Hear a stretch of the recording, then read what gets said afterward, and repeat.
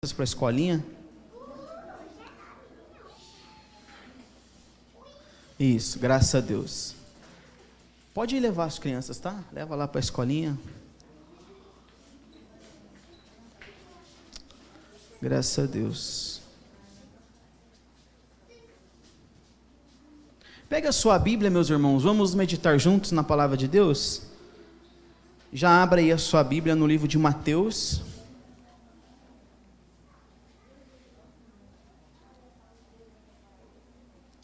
Mateus capítulo 8.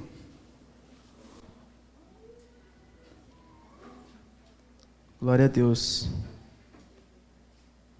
Mateus capítulo 8. Hoje nós vamos ler a partir do versículo 5. No nosso último culto de ensino, irmãos, nós demos início ao capítulo 8 do Evangelho do Senhor Jesus, segundo nos contou Mateus. E esse capítulo, irmãos, ele nos revela dois atributos gloriosos do Senhor Jesus, que é a sua soberania e a sua onipotência. No Sermão da Montanha, que nós também estudamos nos últimos cultos, nós vimos ali a divindade do Senhor, a sabedoria do Senhor por meio do ensino, por meio das suas palavras. Já no capítulo 8, nós vemos a divindade de Cristo, o seu poder, a sua soberania, não apenas com palavras, com ensinos, mas através dos sinais que o Senhor Jesus, ele operou, amém? E esse capítulo, Jesus já iniciou manifestando a sua graça, quebrando paradigmas, quando ele tocou naquele leproso. Vocês lembram que nós falamos no último culto? Que um leproso se aproximou do Senhor Jesus e disse o que para ele? Se quiseres, pode me tornar limpo. E Jesus disse, quero, seja limpo, e tocou naquele leproso. Irmãos, aquilo ali foi uma ação de pura graça, e ali ele também quebrou paradigmas, porque tocar no leproso, irmãos, não podia, ia contra todos os costumes, ia contra a própria lei, mas o Senhor Jesus fez isso, glória a Deus. Vamos fazer a leitura aqui do capítulo 8, versículo 5, hoje mais uma vez nós vamos ver o Senhor de novo, quebrando paradigmas e manifestando em público a sua bondade, a sua soberania, o seu poder, glória a Deus. Versículo 5, todos encontraram? Podemos ler? Tendo Jesus entrado em Cafarnaum, o título é A Cura do Servo de um Centurião. Tendo Jesus entrado em Cafarnaum, um centurião se aproximou dele, fazendo o que, gente? Implorando, Senhor, o meu servo está na minha casa de cama, paralítico, sofrendo horrivelmente. E o que Jesus disse? Eu vou lá curá-lo. Mas o centurião respondeu, Senhor, não sou digno de recebê-lo em minha casa, mas apenas mande uma palavra, e o meu servo será curado. Porque eu também sou homem sujeito à autoridade, tenho soldados às minhas ordens, e digo a este, vá, e ele vai, e digo ao outro, venha, e ele vem, e ao meu servo, faça isso, e ele faz. Ao ouvir isso, Jesus ficou admirado e disse aos que o acompanhavam, em verdade eu lhes digo, que nem mesmo em Israel encontrei fé como esta. E digo a vocês, que muitos virão do ocidente, aliás, do oriente e do ocidente, e tomarão lugar à mesa com Abraão, Isaque e Jacó no reino dos céus. Mas os filhos do reino serão lançados para fora, nas trevas, ali haverá choro e ranger de dentes. Então Jesus disse ao centurião, vá, e seja feito conforme você crê. E naquela mesma hora, o servo do centurião foi curado. Glória a Deus por isso. Vamos fazer a oração? Coloque a mão sobre a palavra. Querido Deus e amado Pai, nós estamos aqui diante das sagradas Escrituras, a Tua palavra, meu Deus, e nós queremos compreendê-la, nós queremos entender o que o Senhor quer falar conosco. Sabemos que a nossa natureza é pecaminosa, Senhor, então nos ajuda a compreender a Tua palavra, que o nosso coração, ele seja uma terra fértil, que quando a semente cai, ela produz muitos frutos. A Tua palavra é essa semente, e que o nosso coração seja essa terra fértil. Abre, Senhor, nosso entendimento e nos ajuda a compreender qual é a Tua boa, perfeita e agradável vontade para as nossas vidas. E se você crê e concorda, diga amém.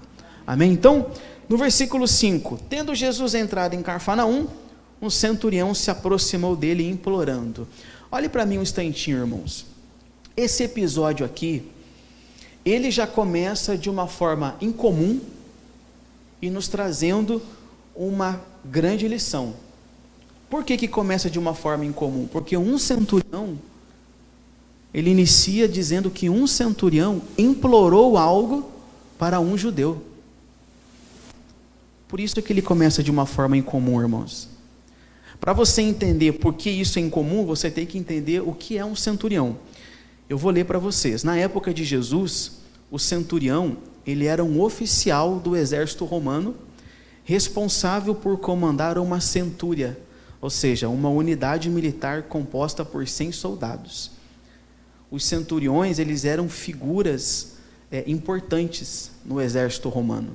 Eles eram responsáveis pelo treinamento dos homens, por aplicar a disciplina aos homens. Então, o centurião era alguém que se destacava e ficava responsável por 100 homens.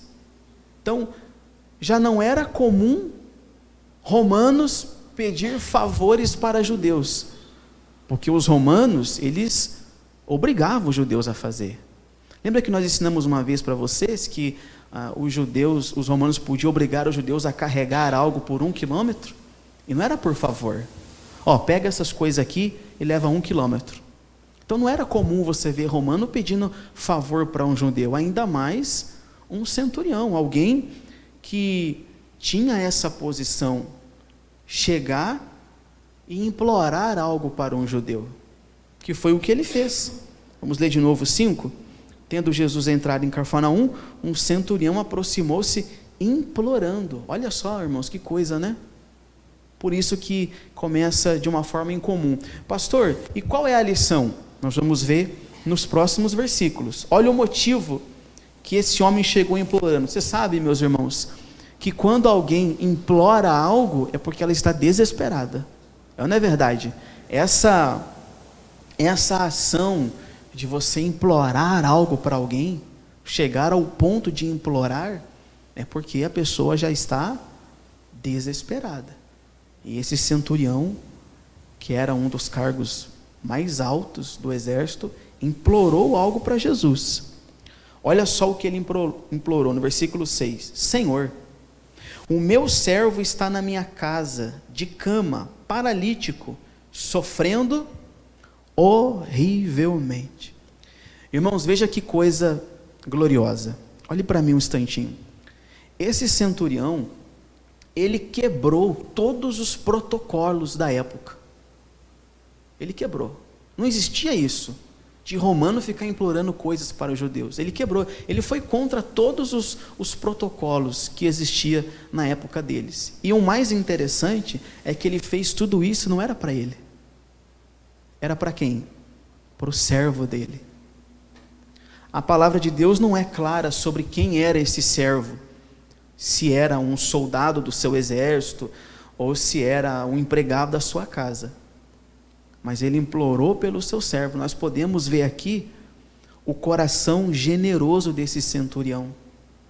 Um coração bondoso, alguém que ama o próximo. Que foi até Jesus para implorar pelo servo. Que coisa maravilhosa, que lição, hein, meus irmãos? Isso aqui é amor ao próximo. Ele deixou. Será que um centurião não tinha muita coisa para resolver? Imagine quantas coisas uma pessoa que comanda 100 pessoas não tem para resolver. Mas ele deixou ali as suas atividades de lado, foi até Jesus para implorar pelo servo dele, pelo empregado dele. que estava lá doente. Quando nós lemos lá no livro de Lucas, essa mesma passagem, ela está um pouco mais detalhada, e nós vamos ver lá, irmão, você pode depois ver na sua casa, Lucas capítulo 7, que esse centurião, ele era diferenciado. Lá diz que ele era bom para os judeus, algo que também é diferente. Porque, irmãos, eu não sei se vocês entendem, mas o exército romano, os romanos, eles oprimiam os judeus. Por isso que o povo judeu esperava um Messias que fosse liderar uma revolução contra Roma. Mas esse centurião aqui, lá em Mateus capítulo 7, diz que ele era bom para os judeus, e tão bom que ele construiu uma sinagoga para eles se reunirem e lerem lá a Torá e fazerem o culto, entre aspas, deles. Então esse centurião já era uma pessoa muito boa. E o que fez ele ir até Jesus? O que fez ele deixar o que estava fazendo e ir até Jesus e implorar pelo servo? Com certeza, irmãos, com certeza esse centurião já tinha ouvido falar da fama de Jesus, já tinha ouvido falar que Jesus curava, que Jesus fazia isso e fazia aquilo, então ele foi lá. E detalhe, ele não chegou de qualquer forma diante de Jesus. Como que ele chegou falando? Senhor. Senhor. Um homem que é acostumado a ser chamado de Senhor, chegou para um judeu e disse, Senhor. Isso demonstra que ele tinha temor com Jesus. Na verdade, isso demonstra, irmãos, que ele sabia que quem estava ali não era mais um judeu, não era um simples homem, era o Messias, era alguém que poderia salvar o servo dele. Assim como o leproso, lembra do leproso?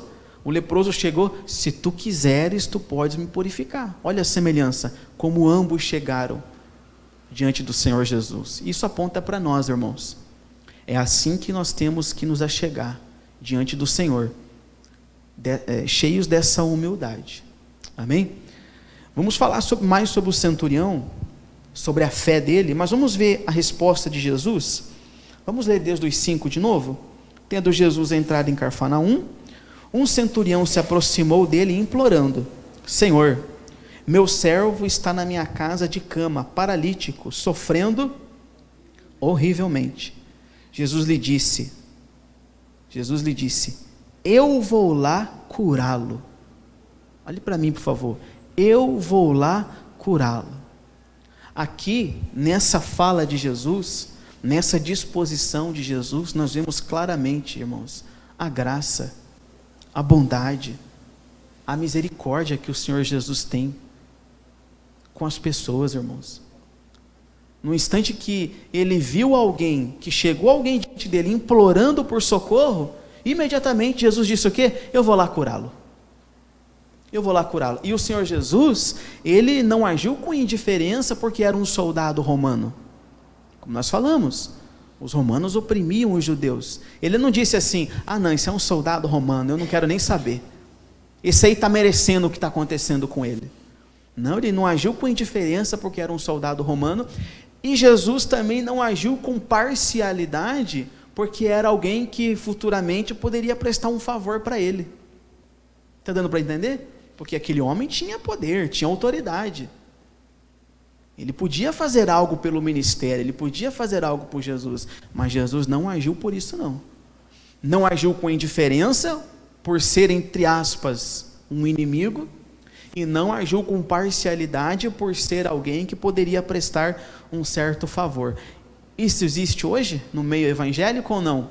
Líderes agindo com parcialidade com pessoas que podem prestar algum tipo de favor? Políticos, pessoas com status, na sociedade. O que mais tem é isso. O que mais tem hoje é isso, irmãos. Líderes religiosos que, ao invés de agir com imparcialidade com todos, porque todos são ovelhas, não, agem com parcialidade, favorecendo, apoiando. Jesus não agiu assim. Aquele homem importante chegou e ele foi tratado como qualquer outro. Jesus agiu com ele com bondade, com misericórdia, como ele fez em todo o seu ministério. Amém, meus irmãos? Então, agora nós vamos entrar aqui em uma parte desse ocorrido que é extraordinário, irmãos, é extraordinário. Por quê? Por que extraordinário? Porque o próprio Senhor Jesus ficou admirado com a fé daquele homem. Olha o que diz no versículo 8. Diz assim: mas o centurião respondeu. Então Jesus disse que ia lá, não foi? Mas o centurião respondeu: Senhor, eu não sou digno que entres, aliás, eu não sou digno de recebê-lo em minha casa, mas apenas mande uma palavra e o meu servo será curado. Porque eu também sou homem sujeito à autoridade, tenho soldados às minhas ordens, e digo a este, vai, e ele vai, e digo a outro, venha, e ele vem, e ao meu servo, faça isto, e ele faz. Olhe para mim, pessoal.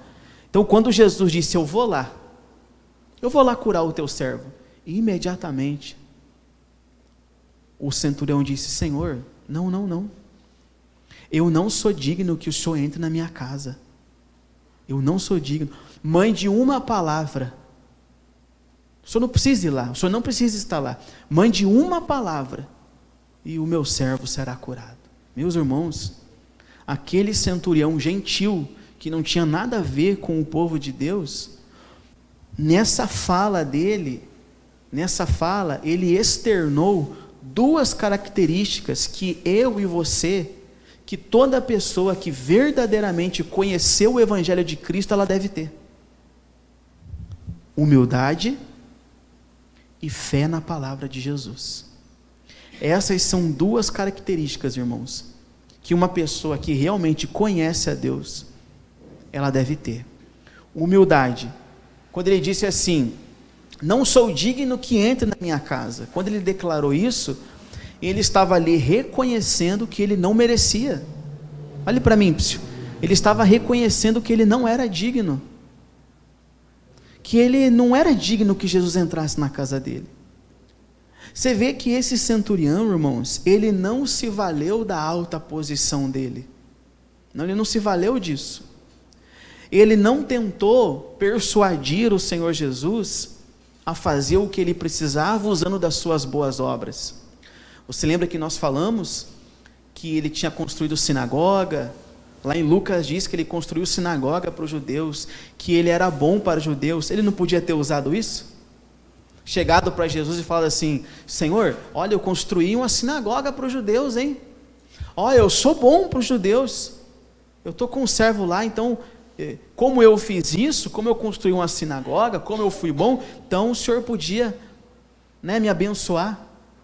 Como as pessoas fazem, querem tentar persuadir a Deus usando as suas obras. Ó, Senhor, eu faço isso, então abre a porta para mim, eu dou o dízimo, eu faço oferta, eu faço isso, eu faço aquilo. Não, ele não fez, ele simplesmente reconheceu que não era digno e confiou. Ele confiou que o Senhor seria misericordioso com ele, irmãos. E ele poderia usar da sua patente para levar Jesus até lá. Ele poderia usar das suas obras que ele tinha feito para tentar persuadir Jesus, mas não. Ele foi humilde, ele disse, Senhor, eu não sou digno que o Senhor entre na minha casa. Então, primeira característica, humildade. A segunda, fé na palavra de Jesus. Fé na palavra. Quando ele disse assim, mande uma palavra e o meu servo será curado. Irmãos, que declaração impactante é essa? Jesus, o Messias, se colocou à disposição para ir na casa dele, e ele disse, não, eu não sou digno, mande uma palavra. Que fé é essa, irmãos? A impressão que dá é que ele não queria Jesus na casa dele, que ele estava rejeitando a presença de Jesus na casa dele, mas não era isso. Primeiro, que ele não se achava digno, ele declarou isso antes. E segundo, ele demonstrou aqui, irmãos, quão grande era a fé que ele tinha em Cristo. Foi isso que ele fez, quando ele disse, mande uma palavra, ele mostrou quão grande era a fé que ele tinha no poder do Senhor Jesus, que nem precisava Jesus ir lá. Ele mostrou quão grande era a fé que ele tinha no quê? Na palavra de Jesus. Em outras palavras, não precisa de nada, eu só preciso de uma palavra. Se o Senhor mandar uma palavra, então o meu servo, ele será curado.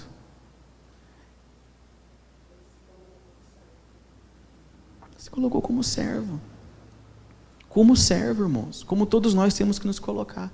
Então, não sou digno que entre em minha casa. Mande uma palavra, ele externou duas características que todo cristão deve ter: humildade e fé na palavra. Agora, irmãos, vamos ser honestos.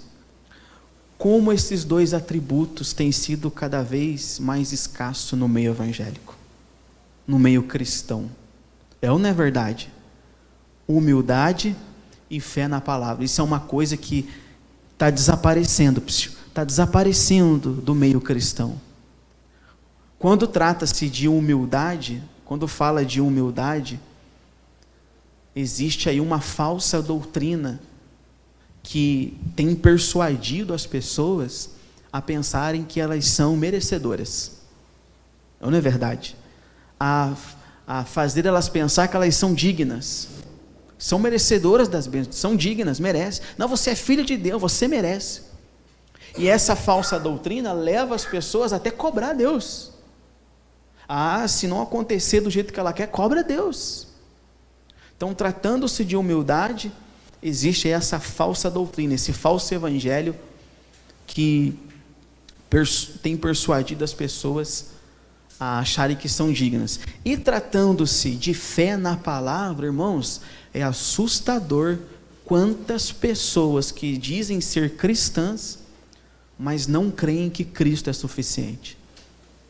Não creem que as Escrituras são suficientes. E a prova disso é que essas pessoas, elas têm a fé delas inclinada a ensinos, a práticas que vai além das Escrituras. Essas pessoas, elas têm a fé delas inclinadas a misticismo, ou como a maioria conhece, os pontos de contato, né? É Cristo mais o copo com água abençoado, mais a água ungida. É Cristo mais o sal. É Cristo mais a arca da aliança. Quer dizer, para elas, Cristo não é suficiente. Para elas, a palavra não é suficiente. Tem que ter alguma coisa, o quê? A mais. Fora aquelas pessoas que dizem assim, eu sou cristã. Mas a fé que elas dizem ter em Cristo é dividida. Ela crê em Cristo, mas também crê no horóscopo. Ela crê em Cristo, mas também crê na astrologia, na cartomante. Ela crê em Cristo, mas também crê num monte de coisa que nada tem a ver com as Escrituras. Irmãos, toda pessoa que verdadeiramente ela é uma cristã, ela crê apenas em Cristo e na palavra de Jesus.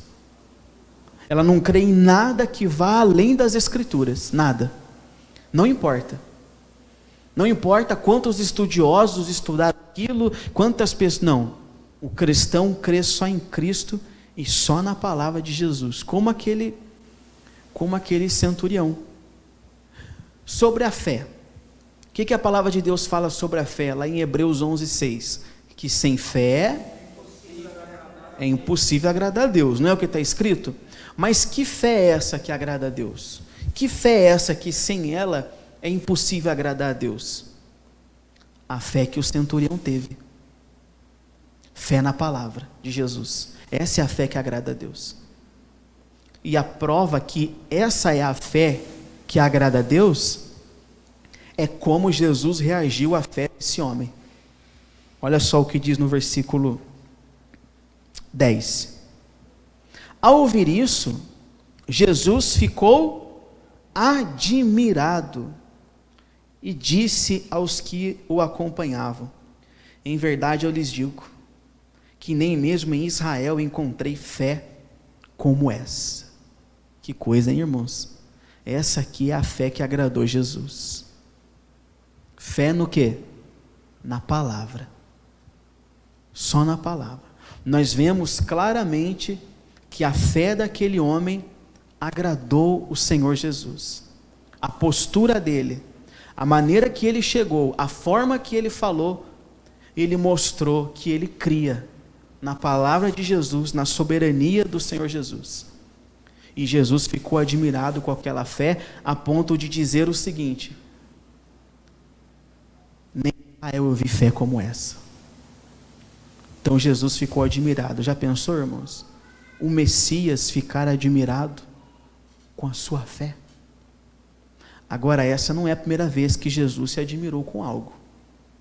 Nós temos um outro episódio nas Escrituras que Jesus também ficou admirado.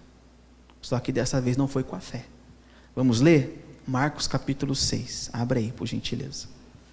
Então aqui Jesus ficou admirado com a fé dele, não foi? Marcos capítulo 6.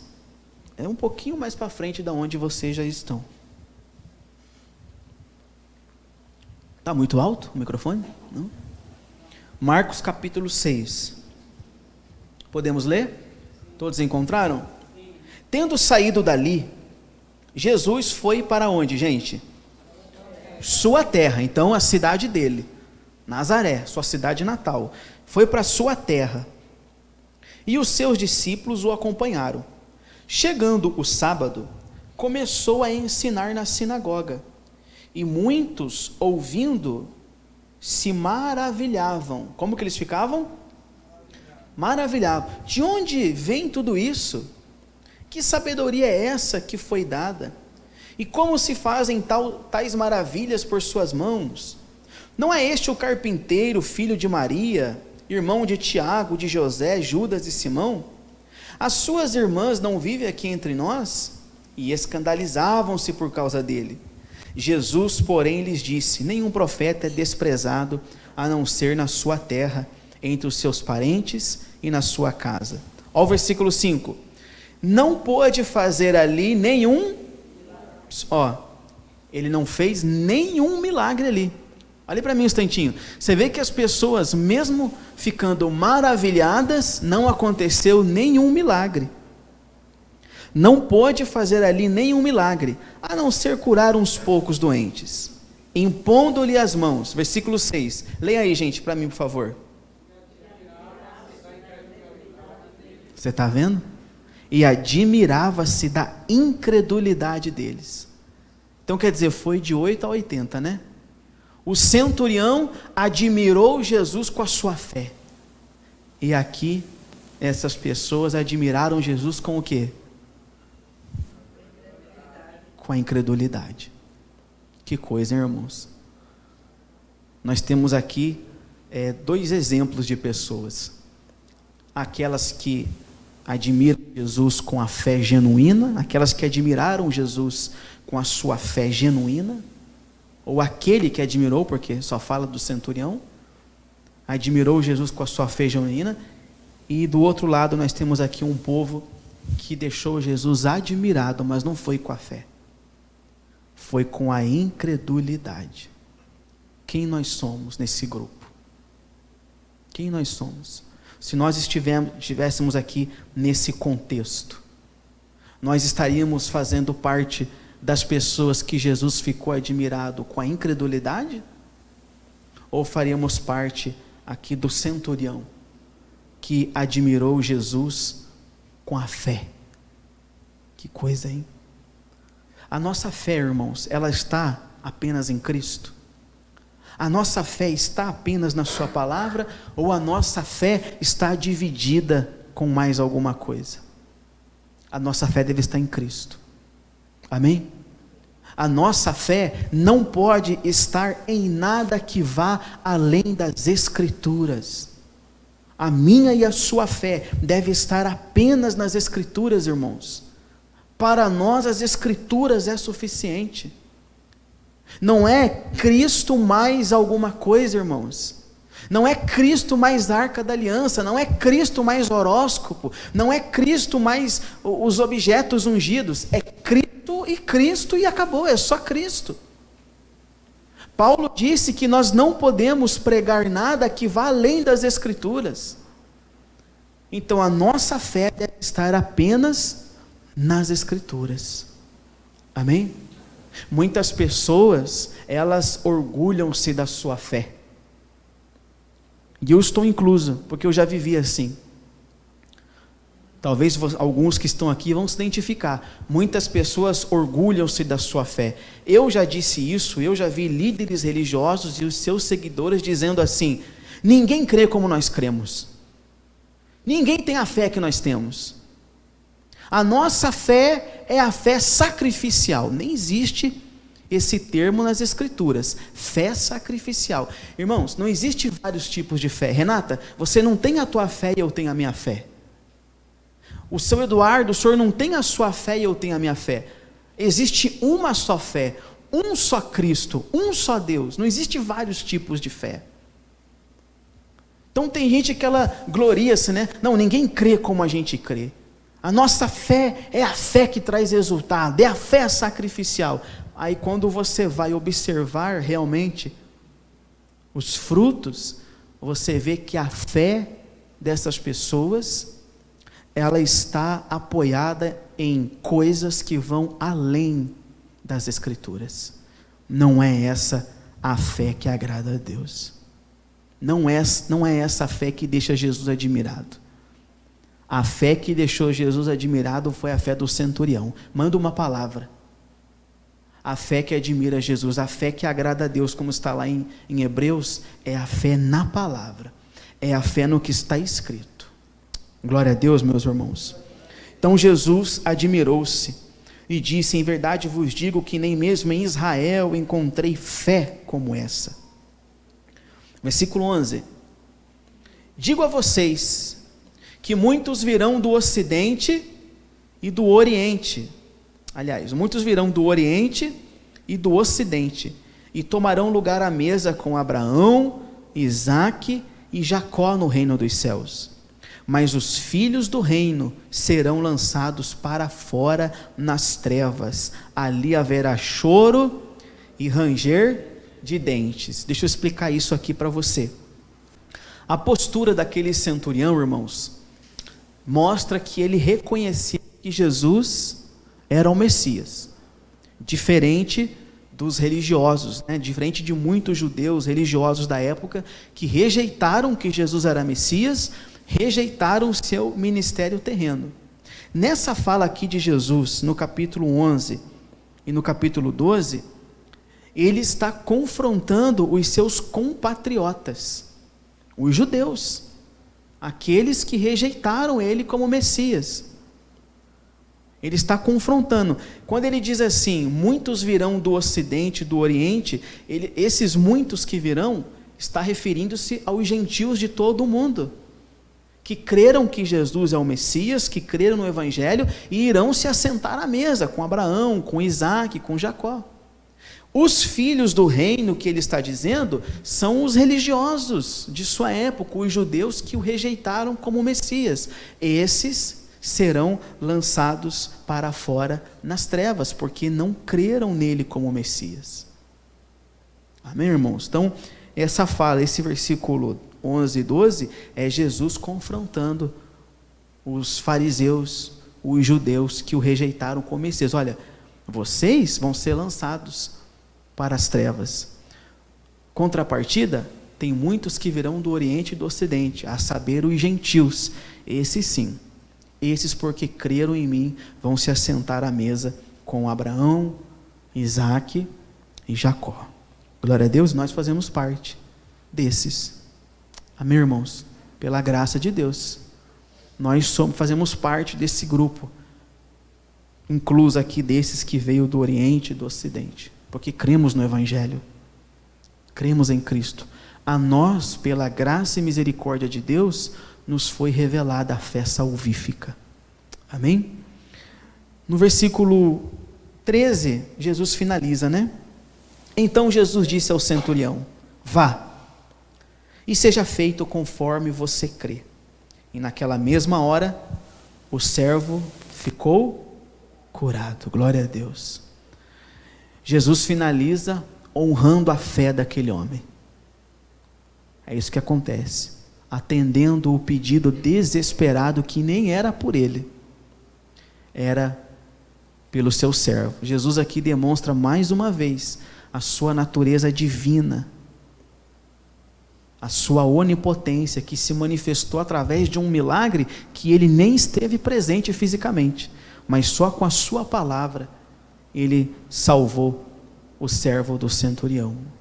Amém, meus irmãos? Esse é o nosso Jesus, onipotente, misericordioso, cheio de graça, que não faz acepção de pessoas, que quando alguém vai até ele desesperado, ele atende, ele socorre. Uma coisa que é muito interessante nas Escrituras: todo pecador arrependido que se achegou diante dele, ele perdoou. Lembra da mulher que foi pega em adultério? Ele não a perdoou? Ele advertiu: vai e não peques mais, mas ele perdoou. E muitos outros, esse centurião. Então Jesus agia com misericórdia com todos aqueles que se achegavam a ele arrependidos, com humildade. Mas quando ele estava diante dos fariseus, ele não agia dessa forma, não tinha misericórdia, não tinha amor. Ele falava assim: raça de víboras, sepulcros caiados, cães gulosos. Com as suas ovelhas arrependidas, ele agia com amor e graça. Com os religiosos, os fariseus, ele agia dessa forma, confrontava eles. Sabe por quê? Porque eram homens que faziam com o povo de Deus pior do que os romanos. Os romanos, eles afligiam o povo com leis políticas, mas os fariseus, eles afligiam o povo com a sua religiosidade tóxica. Eles empunhavam nas pessoas fardo que nem eles carregavam. Eram cães gulosos, que estavam interessados no que as pessoas tinham a oferecer, não diferente do que nós vemos hoje. Por isso, irmãos, que nós confrontamos sim esses fariseus, falsos profetas. Por isso que quando eu vejo um falso profeta, você vai me ver falando. As pessoas não gostam, elas ficam bravas com a gente. Quando a gente expõe um falso profeta, Jesus agia assim. Quando chegava alguém arrependido, poxa, ele abraçava, ele tocava, ele curava, ele dizia: a tua fé te salvou. Mas diante dos fariseus, até o chicote ele pegou. Lembra quando ele chegou no templo? Com o chicote saiu derrubando tudo? Esse era o nosso Jesus. Amém, irmãos? Agora, a maneira que esse centurião agiu revelou 3 atributos que devem fluir naturalmente de alguém que conhece a Deus. Quais são esses 3 atributos? Humildade. Ele disse: não sou digno que entre na minha casa. Humildade, ou como nós vimos no Sermão da Montanha, a pobreza de espírito, né? Ele reconheceu que ele não era digno. Esse é o primeiro atributo. O segundo atributo, amor ao próximo. Ele foi até Jesus implorar socorro por alguém que, se for lá na visão deles, era inferior a ele, a patente dele. Amor ao próximo. E o terceiro atributo, fé única e exclusivamente na palavra de Jesus. Irmãos, examinando a sua vida, sua caminhada cristã, esses 3 atributos estão presentes? A humildade, o amor ao próximo, a fé única e exclusivamente na palavra de Deus. Essas características estão presentes em nós. A fé, irmãos, ela é um presente de Deus, tá? A fé desse centurião foi um presente de Deus. O homem não produz fé. A fé não é algo que eu me esforço para ter. A fé é um dom de Deus que é dado a todos. Isso está lá em Efésios capítulo 2. O centurião, a gente está falando dessa forma, mas ele não tem mérito nenhum, tá, gente? Essa fé genuína do centurião não é um mérito dele. O Senhor que revelou essa fé ao coração dele. Glória a Deus. E eu quero orar, irmãos. Quero orar com todos agora para que o Senhor, Ele transborde o nosso coração com essa fé piedosa, genuína, essa fé que está alicerçada única e exclusivamente na palavra de Jesus. Que nós possamos ter fé nas Escrituras e nada além das Escrituras. Glória a Deus. Fique de pé, por gentileza. Vamos fazer então essa oração. Vamos pedir ao Senhor que nos dê essa fé. Amém?